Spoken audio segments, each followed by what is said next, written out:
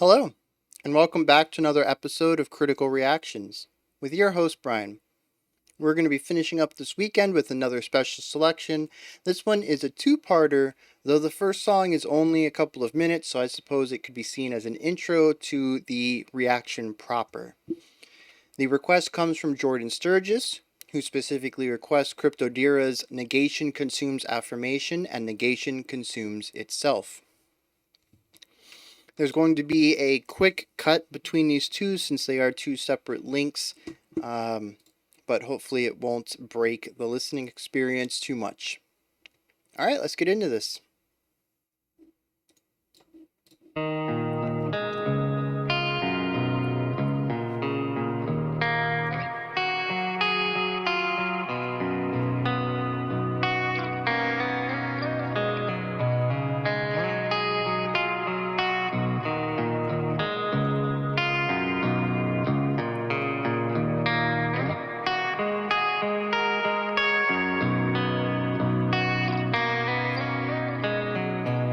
Yeah, very interesting so far.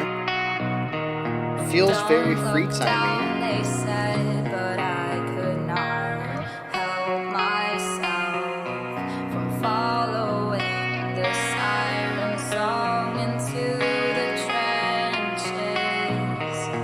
For too long I stared, I noticed how just nothing exists between myself and everything.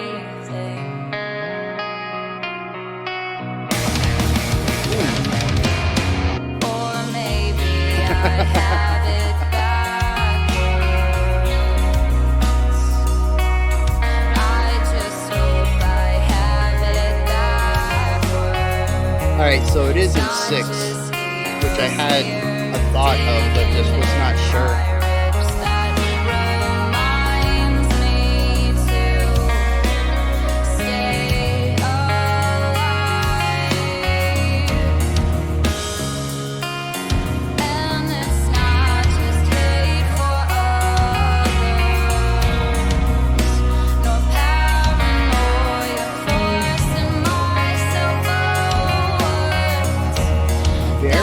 Pop rock, aside from that random outburst.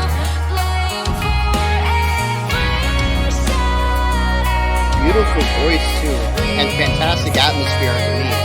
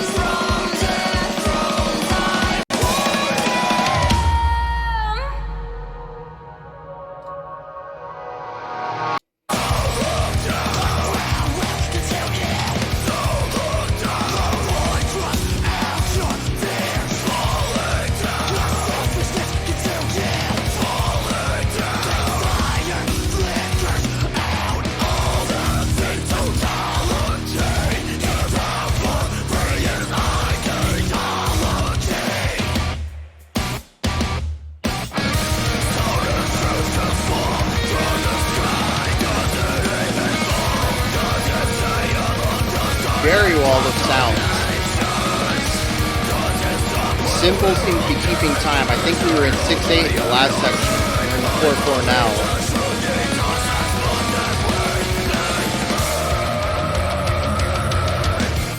Truth collapses in when we tear ourselves from it. The sky is falling within my disbelief. Can resuspend. I can't find my way back. Very emo. To the joyful light. The sky is falling within my disbelief. Can resuspend. Let me back in with that. I love the slowly ramping up of complexity.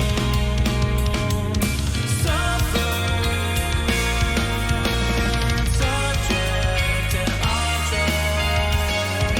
Burying the living Yeah, beautiful counterpoint there between the harmonized vocals and that guitar line.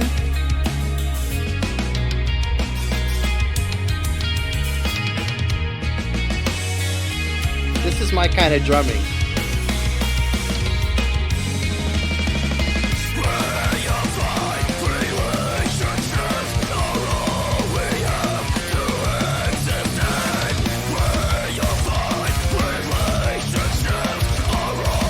We're in like a 3/4 right now.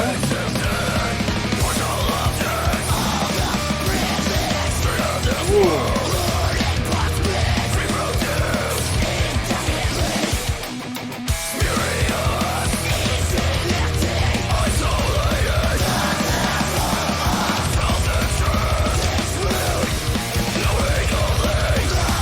Really playing around with textural ideas, changing up rhythmic elements. They're all over the place, honestly.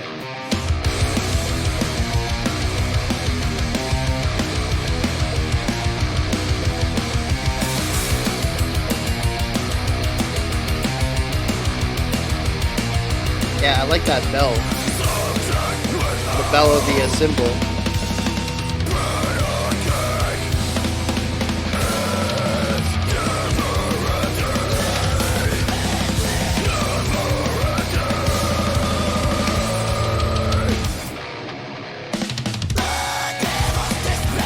Interesting.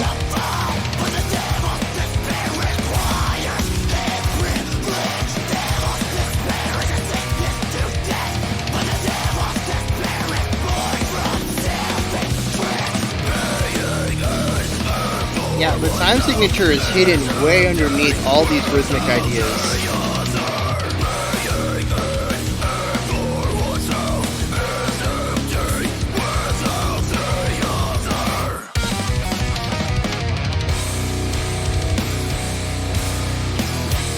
I think they were still in a 3/4 there, but they were working on 12 beat phrases, so that's the only reason I think it was in 3/4.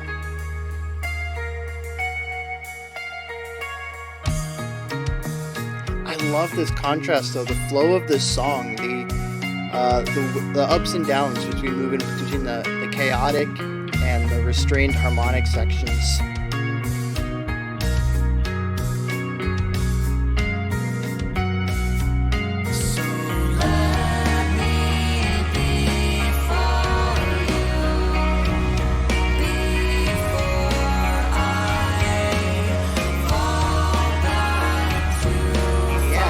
Beautiful, again, counterpoint here.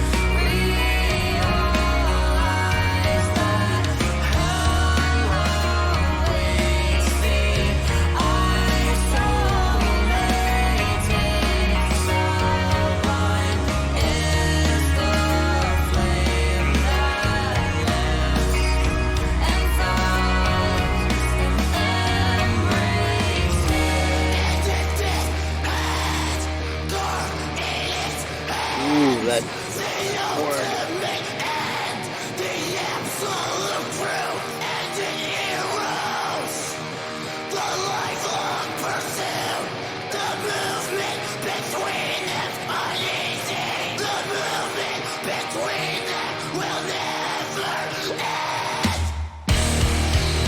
What a tense section.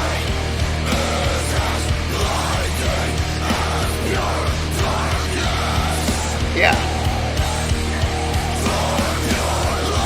That textural harmony is just...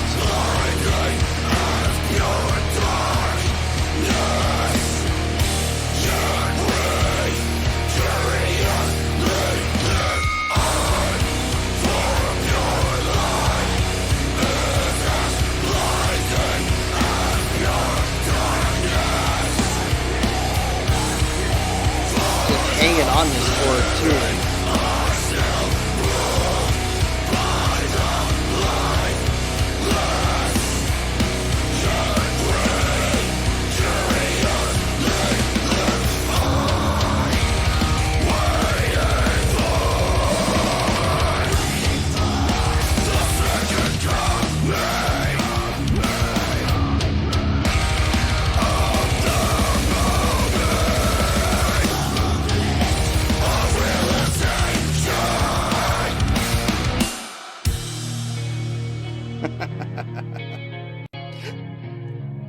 Oh man.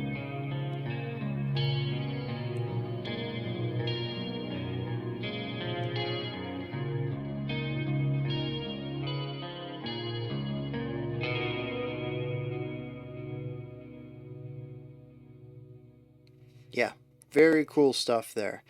Um,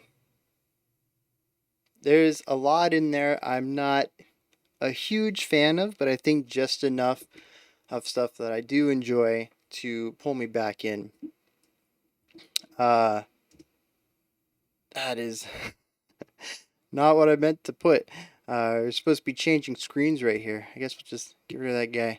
Um, yeah, there's lots of really cool things going on in here that have this strange ebb and flow between very harsh, less palatable sounds, and then more harmonic, melodic, palatable sections, and really interweaving the two, not only just alternating between them, but lining them up and really bringing some of these ideas together in context. And I love that. Like I said yesterday, it's really the more palatable ideas being brought into these harsh sounds, these harsh songs, that's going to bring me into it. Just by sheer exposure, I'm slowly getting used to some of this harshness, both in textural ideas and vocal ideas, harsh vocals and stuff like that. But I think to push me into that point where I'm really going to enjoy it, where I'm going to seek out this kind of music, I need stuff like this that's going to provide some of those harsher elements in a context that I find more palatable to my tastes. And this does it in spades. Once again, just like yesterday, we have a song that the core ideas are 100% outside of my comfort zone, but I am very interested in checking out more of what they have. And I don't think that anything I say can uh, make that any stronger of a statement. They're doing things that are helping new people, new listeners to this genre of music, to these styles of music, and introducing them to this kind of music. So, yeah, that right there is phenomenal. I love that I can say that at least about these songs. I don't know what the rest of their album sounds like, but this song right here, or these two songs, have me interested. You know, what else do they have? I need to dig more into this. I'm very intrigued. Um, Interestingly, though, they do remind me of Between the Buried and Me, at least their self titled album, which is the only one I have any real experience with. I've listened to the whole thing once. I don't think it'll ever get another listen from me. It is very much outside of my comfort zone. Um, but it takes a lot of those same ideas, the constant time fluxes, shifting between different styles, harmonizing vocals all sorts of different ways, whether it's textural harmonization or harmonic textualization, and bringing all of this together into a very chaotic package that is jaw dropping on both how much they can cram into a song, but also the musicianship level, but also extremely harsh and chaotic. Um, and I think that to me, that's a very good comparison. All right, if somebody had told me this is like Between the Buried and Me, but a little more palatable, I'd be like, okay, that's awesome. I need to check this out now. Um, I don't know if anybody else hears that. Maybe that's just me due to my limited experience with music of this style, but that is certainly what I got out of this. Now, let's talk a little bit about that first song, the intro song, Negation Consumes Affirmation. That one really did not set my expectations properly for what we were getting into. For the most part, it was a very pop rockish kind of sounding song, a little on the less poppy side as far as atmosphere, is a little heavier, but I think that the themes they were going for and the emotions and feeling and all that stuff, it was very pop rockish. And I really enjoyed the female vocals. I thought they were very well done, um, very expressive, and very passionate, which I think is necessary for that style of music. Um, and I was kind of hoping we'd continue with that into the next song, and we did not, which, I mean, that's kind of their style, I guess, is just uh, creating an idea and subverting it. They did a lot of jumping around with ideas, so I guess that fits in with what I experienced throughout the rest of the song. Um, but I was a little upset not to hear those female vocals much in the second track. And I don't know if that was a guest vocalist for these stories, for these two songs, or if she is a permanent part of the band. But I love the way that she fits, her timbre, her voice fits within their sound. Um, Especially at the end when she came in and harmonized with the cleans, with the male cleans, and then we had the male growls around that as well. I thought that part was gorgeous. I just love the way that her voice fits in with the sound profile that they've created. So I do really hope that she is a permanent part of the band, or at least prominently featured throughout the album, and it isn't just this one-off song, because that is a part of these songs that I really enjoyed, that stood out to me and appealed to me and allows me to approach the harsher elements with a better mind. There was that one piece of foreshadowing. I think it was like a beat or two beats worth of just this crazy chaotic drumming and playing, and of course we would hear that on the track that comes after it. But it really comes out of nowhere. It just kind of snuck in there, and that was interesting. It really caught me off guard, and that's probably one purpose of it. But like I said, foreshadowing was very strong with it.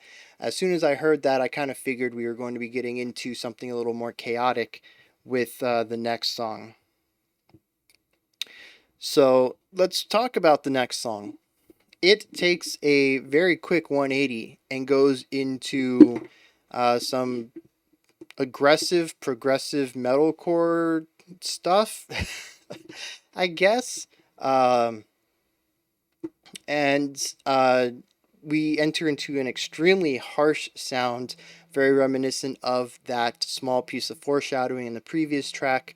One thing I do want to point out here is how great the two vocalists are here.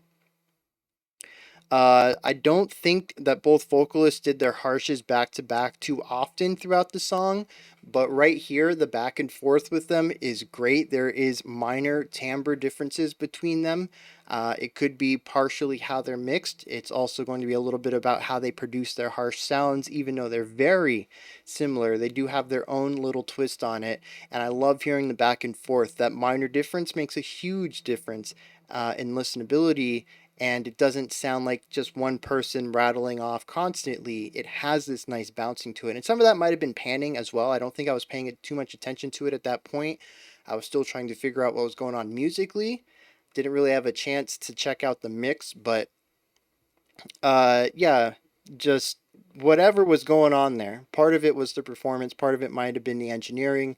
I think it just did a fantastic job of making it feel more like a conversation and not just somebody constantly screaming without taking a breath. I thought that was just done really well, and is a perfect example of why I always say we should have more than one vocalist. I love vocal harmonies, but even with harsh vocals, there's a lot to be gained from having multiple, and this is a good example of that. Um, Something else I want to talk about is the drums. I mentioned that these are my kind of drumming.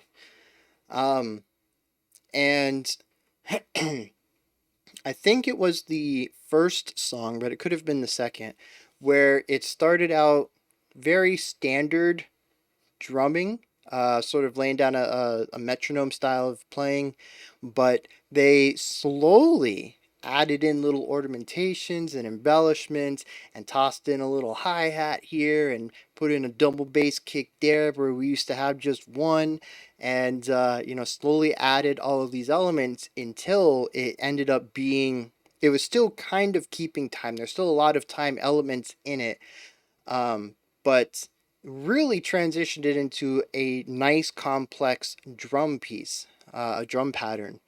Maybe it might not even have been a pattern. Nah, no, it was still a pattern.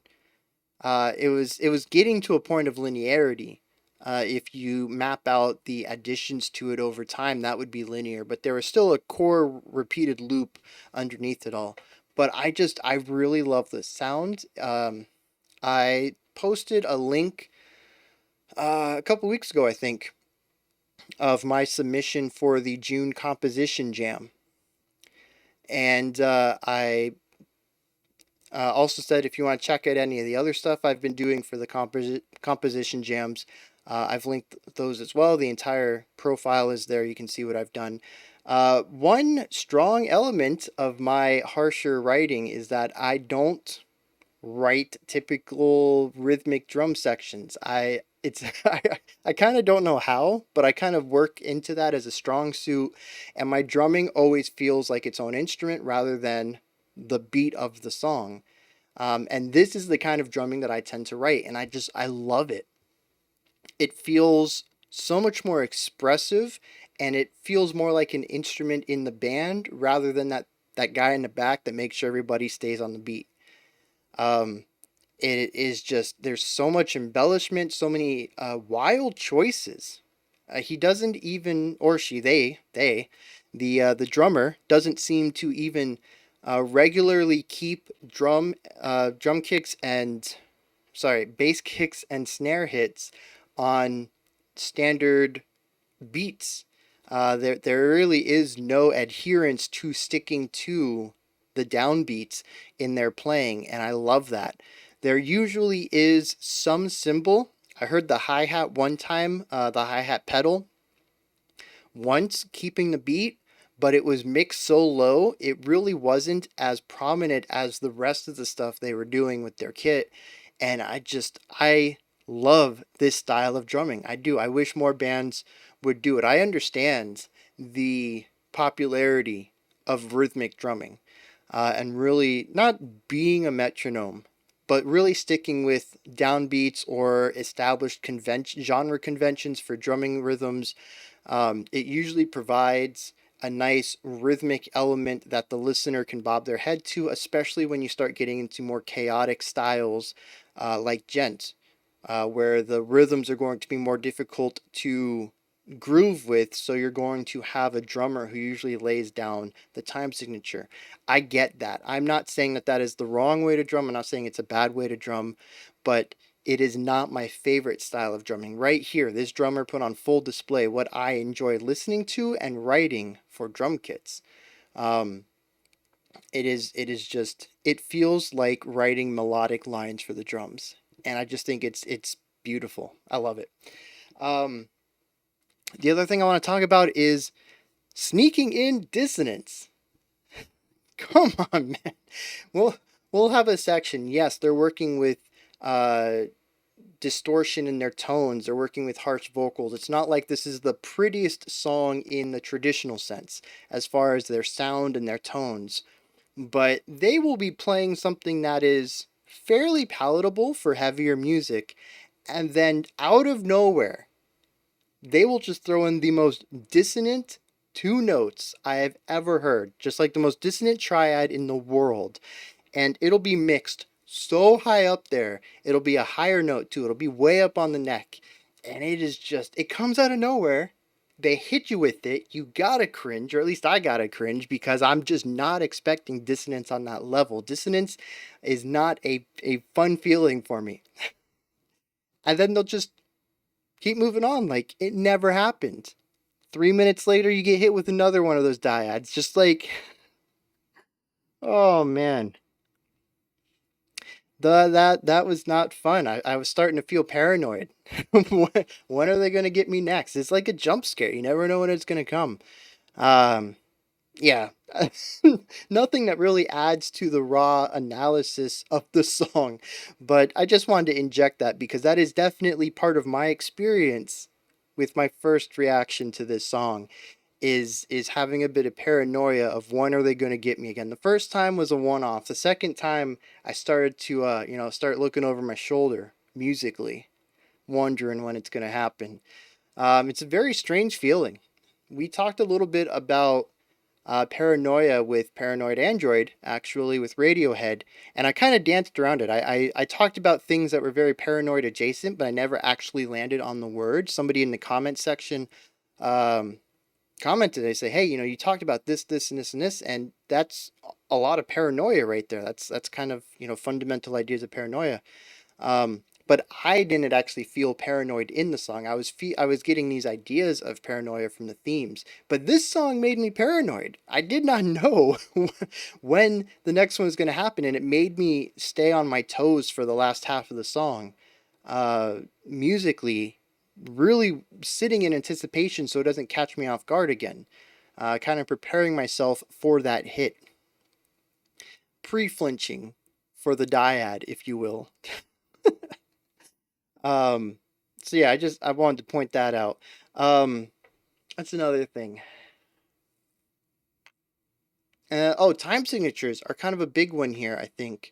I really want to say that they kind of stick with just one or two, but there's a few sections that feel very free time, and I have no idea what's going on in them. They go out of their way, it seems, to ensure that they don't emphasize any notes or any beats.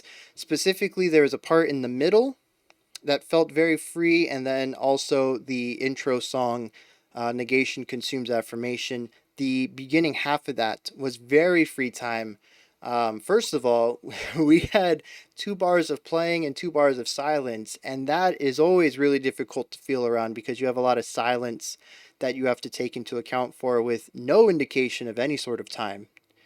Um, and I think it was when the vocalist came in, it started to solidify a little bit, and then the drums came in, and that's when the time signature was really laid out. But it took a while. It felt very free for a moment. And there was a section in the middle of Negation Consumes Itself as well that did something very similar with just refusing to emphasize any beat and makes it really difficult to count because well, at least for me, I can just count. I can find a rhythmic center and just count. But if I can't find any repetition or any loop or any signposts, landmarks, if you will, about where these loops begin and end, all I have is, I can say it's a 24 beat phrase, but I don't know if those beats are quarter note beats, eighth note beats. I don't know how many are per bar. I don't know how many bars this idea was.